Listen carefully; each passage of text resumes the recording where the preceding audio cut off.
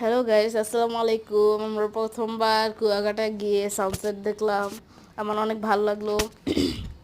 ইনশাল্লাহ আপনাদেরকেও যেতে বলবো। কুয়াকাটা যাবেন, ভালো লাগবে, কিন্তু কেউ ভুলেও গাড়ি নেবেন না। গাড়ি নিলে অনেক খরচ, টোলে অনেক খরচ। বাসে গেলেই ভালো। তাও যদি নিজের গাড়ি থাকে অবশ্যই গাড়ি নিয়ে যাবেন। আমি এটাই না বলবো না।